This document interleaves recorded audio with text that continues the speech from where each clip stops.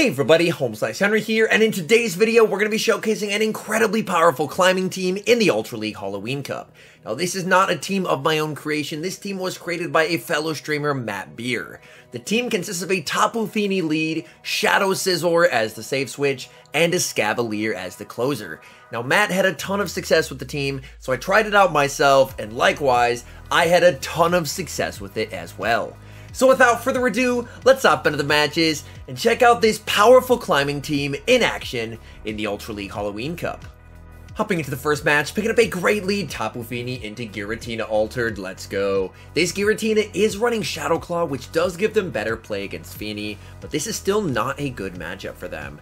I'm going to let this move through. Interestingly enough, they are actually running Shadow Sneak, and I'm going to bait with a Surf. The fact that they're staying in this lead probably means they're weak in the back, and if they are, then they have incentive to shield. So I'm successfully able to grab a shield. I do live a Shadow Sneak, and I'm going to be able to make it to a Moonblast. This way, I can either get both of their shields or deal massive super effective damage. Tapu Fini, Moonblast does get shielded. My opponent willing to commit both of their shields right off the bat. I'm going to stay in, so this way I can align my Shadow Scizor onto their Giratina. I'm going to let the first move through. They actually go for a Dragon Claw bait, but I'm going to start shielding move number 2. They do go for the Shadow Sneak, so I'm very happy that I shielded there. They're going to bring in Nidoqueen. I bank a ton of energy, and I'm going to bring in my Escavalier. So now I'm absolutely loaded on Scizor, and Escav doesn't have to fear an Earth Power whatsoever. So I tank the Earth Power, and I'm going to be firing off the Drill Run. Drill Run is going to hit for some nice super effective damage,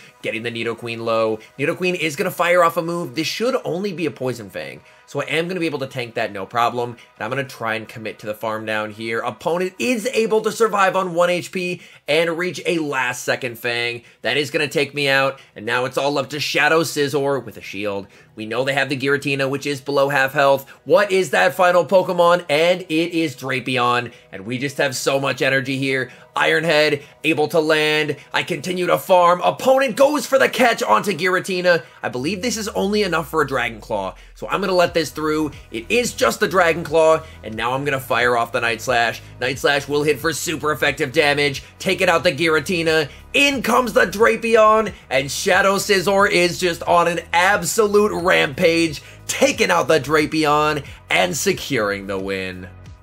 Dream lead in the next match, Tapu Fini into Dragalge. Opponent is going to save switch into Escavalier, and honestly, I'm perfectly fine with staying in here. My entire team does very well against Dragalge, so honestly, switch advantage isn't very important to me here. I'm going to let the Drill Run go, and then return fire with the Surf. Surf is going to get them low if they let it through, and they do. I'm going to commit to the farm down here. They're able to reach another Drill Run, but even with my bad raid IVs, I'm still going to be able to tank the Drill Run, and farm down, and leave with a little bit of energy. I'm hoping that I'm going to be able to reach a Moonblast versus Dragalge, but unfortunately, I'm low enough where a Dragon Tail will KO. However, the good news is, I still have a great counter available to Dragalge with my Escavalier. They're going to go for the Aqua Tail. That just does absolutely nothing. I farm up. In the back, they have a Shadow Shiny Scizor, and at this point, this game is over because my Escav just has too much energy. I fire off the first Drill Run, gets the shield. Firing off the second Drill Run, they should get the final shield, and now that shields are down here, I'm just going to stay in, force them to throw, and then my Shadow Scizor is going to be able to clean up this game. They go for the Night Slash. They do get the boost, and that is honestly quite scary. I'm going to commit the shield, as Night Slash would do a lot now that it's boosted. I'm able to fire off my own Night Slash. This is going to be taking care of this Shadow Scizor, and all that's left in the back is Dragalge. Opponent sees the writing on the wall and concedes the match.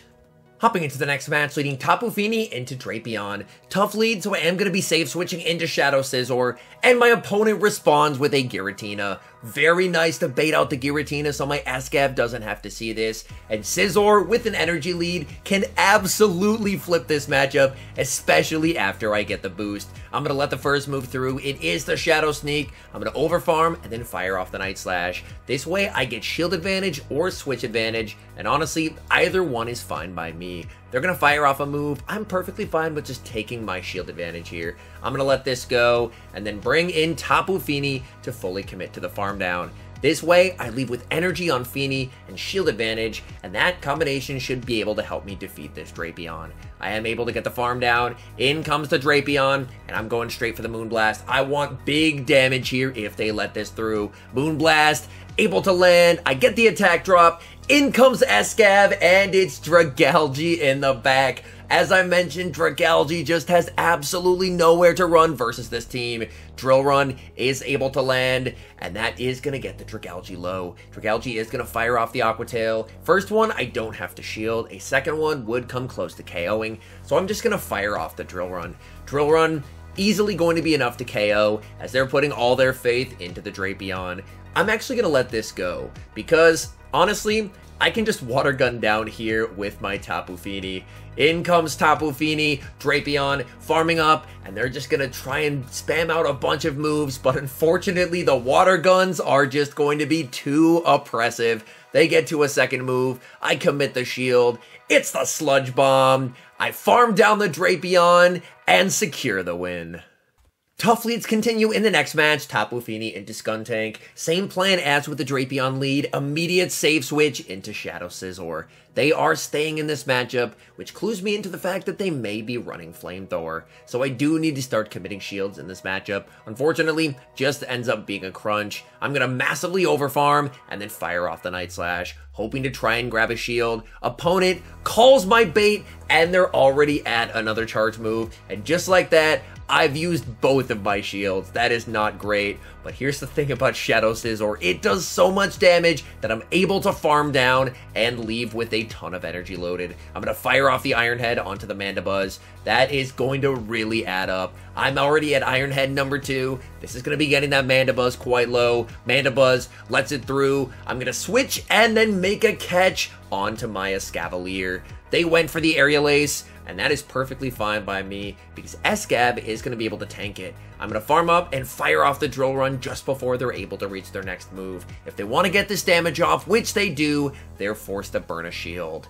Escab is going to be able to tank whatever they throw here. It is the foul play, and in the back, they have Nidoqueen. Nidoqueen, definitely a scary Pokemon to see, but I do have some energy on the Scizor, so honestly, not in a terrible spot. I think I have to bring in the Tapu Fini basically just to use it as a damage sponge in this moment. So I'm going to bring in the Fini. They have so much energy. They fire off the first Poison Fang. These water guns are adding up, but so are those Poison Jabs. They're going to Fang again, and then I have to switch. I'm going to bring in Scizor, continuing to farm, and I make it to the Iron Head. Is this going to be enough to KO? Iron Head gets the Nidoqueen low, and they're forced to fire off a last-second move. Honestly, this is farm down range for Fini. Fini takes out the Nidoqueen, in comes the Mandibuzz, and Tapu Fini gets to the Surf. Despite misplaying the mid-game, we are still able to get the win. Hopping into the next match, we need Tapu Fini into Galvantula, an absolutely terrible lead. I'm going to save switch into Shadow Scizor. They're staying in, and I'm going to fire off the Night Slash. This will do a ton of damage if it lands. I am expecting a shield from my opponent. They do commit the shield, and they're going to fire off a move. Discharge would do so much damage, so I commit the shield, but I get baited with a lunge, and then in comes Drapion. Drapion is able to outpace me, and honestly, Galvantula on the lead is extremely, extremely tough. I am going to be bringing in the Tapu Fini here. The main reason being, if they're leading Galvantula, Galvantula gets absolutely destroyed by Nidoqueen. So if they have a Drapion in the back, my thinking is that any Drapion in the back with this team has to be running Aqua Tail instead of Sludge Bomb. So I am able to tank that, and I build up to the back-to-back Surfs here. This Surf is going to KO, and then I leave with a Surf loaded to threaten the Galv when they bring it back in. In comes the Galv. I throw a couple water guns and then fire off the move. This Surf does get the shield. I'm going to bring in my Escavalier. They're going to fire off another move. This time I'm calling the lunge. They love to lunge, and they do go for the lunge. In the back, unfortunately, they have Runerigus, and it looks like in this game, we are just countered. Not much I can do there, unfortunately, and I am going to concede the match. Neutral lead in the next match, Tapu Fini into Cofagrigus. I am going to stay in this lead to start because I do really need to keep this Cofagrigus away from my Escav if at all possible. They're going to overfarm and then fire off a move. Shadow Ball is going to hurt, but Tapu Fini is going to be able to withstand that damage. So I'm going to let that through, build up to the Moonblast, and then go for the Surf. Surf gets no-shielded, and now I'm going to save switch into my Shadow Scizor. They are able to outpace, but that's perfectly fine by me. I'm going to commit the shield and just continue to overfarm. They go for the Dark Pulse, and they're going to send in Skuntank. I'm going straight for the Iron Head. This will do a lot of damage if it lands, which it does. And now, I'm going to be able to reach the Night Slash on the CMP tie, hoping to try and force a shield here. Night Slash gets the shield, and honestly, I can just shield and farm down. So I'm going to shield up my Scizor. They go for the Flamethrower, and they're not going to be able to reach another move. Scizor able to get the farm down, and I leave with a bunch of loaded energy to take on the Coffin if they decide to bring it back in. They do bring in the Coffin. I'm going to overfarm quite a bit, and then fire off the Night Slash. This will easily KO. My opponent lets it through. In the back, they have Crustle. Here, I should have just gone for the Iron Head. I was hoping that I could make it to double Night Slash, but as you're going to see, I'm not able to get there. But either way, I'm in a great spot here. I have energy on Tapu Fini, and these counters from Escav are adding up so much. I'm going to fire off the Drill Run. Opponent lets it go, and that is a good game. Hopping into the next match, leading Tapu Fini into Runerigus. You absolutely love to see Runerigus on the lead. Opponent save switches into a Shadow Nidoqueen, and I'm going to respond with my Escavalier. I'm perfectly fine with tanking this first move, as an Earth Power is not going to KO. My opponent baits me with a Poison Fang, so now I am extra happy that I didn't end up shielding there. I farm up and then fire off my Drill Run on the CMP tie to the Earth Power. They do commit the shield, so honestly, I'm going to shield back. And they full send the Earth Power. That's huge. I can now massively overfarm in this matchup. I farm up to the back-to-back moves, and again, I'm going to force CMP because I know Escav can win that. They are willing to commit both shields in this matchup, which is pretty surprising, but perfectly fine by me. So I am going to shield up the Earth Power. They're going to switch back into the Runerigus, and I have the alignment I want, as I can realign the Runerigus onto my Tapu Fini. Shadow Ball, able to land, but I'm going to be able to fire back with the Surf. This Surf is not going to KO. Runerigus is very tanky, but it is going to get it very low. Opponent is going to fire off a last second move, and honestly, that is perfectly fine by me. They go for the Sand Tomb. Sand Tomb not enough to KO, and I actually let myself get taken out there, so that way I get energy on my Shadow Scizor. Opponent sends in Nidoqueen and then concedes the match. Hopping into the final match, picking up a great lead, Tapu Fini into Dragalge. Another Nidoqueen save switch means it's time once again for Escavalier to get to work. As always, no shielding the first move because I am going to be able to survive it, and that ends up being a very good no shield as they went for a Poison Fang bait. I'm going to be firing off the Drill Run. Drill Run, unfortunately, is not enough to KO the non-Shadow Queen, so they're able to withstand it, and the threat of an Earth Power is going to force me to commit a shield. I'm going to farm up here and then fire off the Drill Run, hoping to try and force a shield if they're wanting to grab my final shield, and that's exactly what they want to do. I am perfectly fine with expending both shields on my Escav here, because I know that Escav is going to have a lot of play versus the Dragalge as well. They send back in Dragalge into a loaded Drill Run. This is going to do quite a lot of damage, getting the Dragalge into the yellow health. Dragalge going for the farm down, but Escav says no, able to reach a last second Drill Run. An opponent is just going to let Dragalge go and trust in Tentacruel in the back. Tentacruel is Tapu Fini's worst nightmare, so now it's all up to Shadow Scizor to try and carry here. Scizor going for a Night Slash, able to land it and get the boost. Shadow Scizor is just an absolute menace. They go for the Scald. Scald lands, and thankfully I do not get debuffed by Scald. I'm firing off Night Slash number 2. They have to shield this one now that it's boosted. It's going to be a race. Scizor versus Tentacruel. Scizor wins CMP. This Night Slash will be taken care of the Tentacruel, and that is a good game.